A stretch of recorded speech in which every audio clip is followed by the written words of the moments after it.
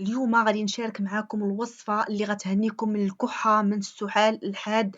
الناس اللي كيكحوا بزاف وما بغاتش تمشي منهم الكحة والو، شربوا الأدوية، داروا الوصفات، والو ديك الكحة ما بغاتش تزول. اليوم غنعطيكم أقوى وصفة اللي غتخلصكم من الكحة في 30 دقيقة. هاد الوصفة ضد النزلات ديال البرد، كتقضي على دوك الالتهاب ديال الشعب الهوائية، كتقضي على ديك الذبحة الصدرية، كتقضي على التعفنات اللي كتكون في الصدر. من اروع صراحه الوصفات. غنشارك معكم المشروب ديال القرنفل والليمون. صراحه هذا المشروب هذا هو اللي يعني نفعني بزاف واعتقني، لان كنت كنكح بزاف وما خليت صراحه ما جربت. هذه الوصفه اللي غنشارك معكم وصفه غترجعوا ترحموا لي عليها الوالدين. اي واحد تتعرفوه كيكح بزاف وما بغاش يمشي منه داك السعال اللي حاد بزاف، والناس اللي عندهم ديك الآلام ديال الحنجرة، هذه وصفة ممتازة بزاف وعن تجربة. غادي نبداو على بركة الله، وما تنسوش أنكم تبارطاجيو هذا لا فيديو هذا مع الناس اللي كتعرفوا، هكا باش تعم إن شاء الله الفائدة وديو الأجر. وبالنسبة للوصفة غادي نحتاجو فيها واحد المعلقة صغيرة ديال العسل، العسل اللي كيكون طبيعي ديال النحل. غادي ناخدو معلقة صغيرة، غنديروها في واحد الكاس، غادي نزيدو عليها معلقة صغيرة ديال القرفة. القرفة اللي كتكون مطحونة يعني قدامكم، قدام عينيكم، ماشي القرفة اللي زعما كتشريوها مطحونة، لا. القرفة كتاخدوها عواد وكطحنوها. المهم راكم فهمتوني. كتاخدوا معلقة ديال القرفة، غادي تزيدوا على هاد المكونات القرنفل. غتزيدوا واحد 7 ديال الحبات ديال القرنفل. القرنفل مفيد بزاف للجهاز المناعي ديالنا، كيأتاكي لينا الفيروسات، فيه بزاف ديال الفوائد اللي مزيانه لينا الذات ديالنا، خصوصا في هذا البرد هذا. كناخدو دوك الحبات ديال القرنفل، كنزيدوهم على دوك المكونات كيف ما كتشوفوا معايا، هما كلهم مكونات بسيطه وغير من المطبخ ديالكم، كلها زعما مكونات متوفره. من بعد غادي نحتاجو الليمون اولا الحامض.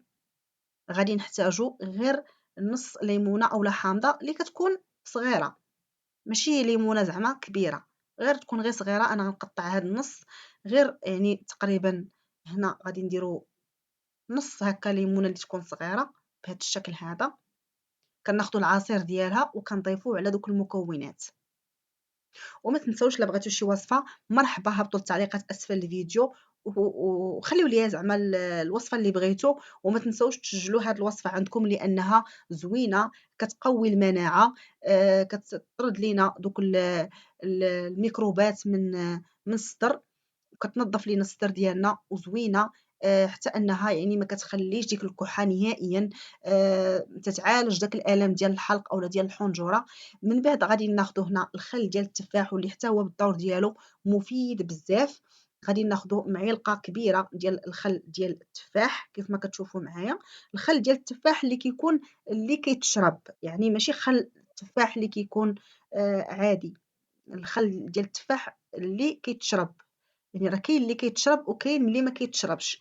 هذا اللي كيتشرب هو اللي غنستعملو في هذه الوصفه. من بعد غناخذوا الماء اللي كيكون غليان وغادي غنضيفوهم على هاد المكونات كيف ما كتشوفوا معايا، ونخلطوا مزيان هاد المكونات. بزاف ديال الناس صراحة اللي كيعانيو من ديك الكحة اللي كتكون ناشفة، وبالنسبة لهاد الخل ديال التفاحة فيه بزاف ديال الخصائص اللي كتهدأ لينا ديك الكحة. صراحة أنا راه جربته عطى معايا زعما نتيجة اللي زوينة مع هاد الوصفة هادي طبعا اللي أنا كنشاركها معاكم. هو زوين خصوصا إلا استعملتوا هاد الوصفة هادي ودرتو فيها العسل، راه زوينة بزاف. وتشربوا هاد الوصفة راه غتحسوا من أول يوم غتحسوا بواحد الراحة اللي زوينة. صافي كنخلطوا هادوك المكونات كيف ما كتشوفوا معايا. وبالنسبة لخل التفاح كيحيد حتى داك التعفنات اللي كتكون في الصدر اللي كيكون عامر، كتحيد ديك التعفنات وكتخفف لينا حتى من ديك الكحة، من داك الالتهاب ديال الحلق اللي كيكون داك الآلام. صافي كنخلطوا هاد المكونات تنخليهم حتى تيطلقوا مزيان، وكنشربوا كاس صغير هكا كما كتشوفوا معايا. كنشربوه مع الصباح، وكنشربوه كذلك قبل النوم. ملي كتبغيو تنعسوا ضروري هاد الكاس اللي غتشربوه صغير يكون دافي، يعني ما تشربوهش بارد، كتدفيوه وكتشربوه. وبالنسبه كديروا كاس كبير غادي الباقي تحتفظوا به، ممكن تشربوه 3 المرات في النهار، هو مزيان بزاف لأنه غادي يعالج لكم داك الكحة، داك النزلات ديال البرد، يعالج لكم داك الالتهاب ديال الحلق، الألم اللي عندكم في الحلق ديالكم. المهم راه تيعالج وتينظف الصدر ومزيان تيحارب لينا دوك الفيروسات اللي كتكون في الذات ديالنا. المهم مشروب رائع وزوين بزاف. هذه هي الوصفة الأولى اللي كيف ما كتشوفوا معايا اللي قلت لكم جربتها وزوينة صراحة بزاف، راه عن تجربة كنشارك معكم داك الشيء المجرب.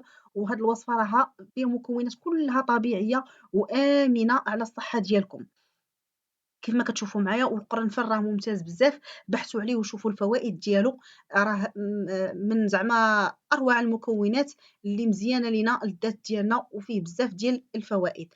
هنا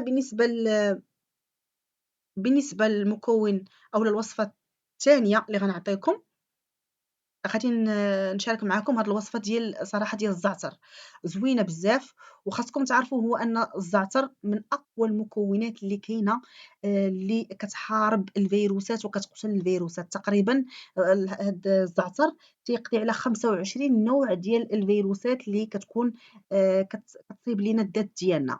هو مزيان بزاف الزعتر وفيه خصائص اللي قوية بزاف ومفيدة اللي كيف ما قلت لكم كتقضي على الفيروسات و تيحارب لينا الفيروسات وتيقوي لينا المناعة ديالنا.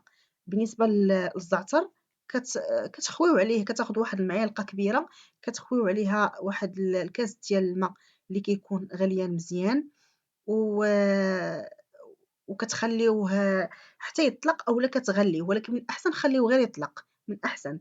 أنا هنا غليته غير باش هكا نصور معاكم الوصفة. نتوما غتخويو عليه الماء غليان وغتخليوه آآ صافي. من بعد ما كيطلق كتشربوا الزعتر، راه زوين بزاف حتى هو، ممكن تستعملوه أولا تستعملوا الوصفة اللي شاركت معاكم الأولى. بالنسبة للزعتر حتى هو كيقضي على الكحة، فيه واحد المادة اللي مزيانة بزاف اللي كتقضي على داك التشنج وديك الكحة اللي كتكون مجهدة بزاف، بنادم تيبقى كيكح حتى كيضر الصدر ديالو. هاد الزعتر مزيان، هو فيه بزاف ديال زعما الفوائد وفيه بزاف ديال الخصائص اللي مزيانة بزاف الجهاز المناعي ديالنا. المهم هذه هي الوصفة كما كتشوفوا معايا، ونتمنى إن شاء الله تجربوها وردوا عليا الأخبار في التعليقات بعد ما تجربوها إن شاء الله. وممكن الزعتر تضيفوا ليه شوية د العسل طبيعي طبعا، إلا متوفر لكم. ما متوفرش غديروه هكاك عادي. راها زوينة بزاف هاد الوصفة الثانية حتى هي زوينة وممكن تشربوها في أي وقت. ولهنا نكون وصلت نهاية الفيديو، كنقول لكم شكرا لكم على المتابعة بزاف بزاف. ما تنسوش خليو اللايك ديالكم للفيديو. في أمان الله.